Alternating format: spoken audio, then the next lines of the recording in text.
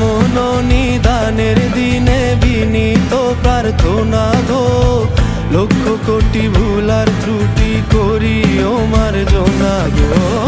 শোনাইব তোমারে আজ করেছি বাসনা গো, ঐরাবতের হৃদয় হতে ক্ষুদ্র এ রচনা। আমি কি করিব, কোথায় যাব, কোন সাধনে পাবো গো, আরেকটি বার তোমারই দর্শন, আরেকটি বার তোমারই দর্শন। কোন বাঁধনে বাঁধি আমি, কেমনে তোমায় রাখি গো,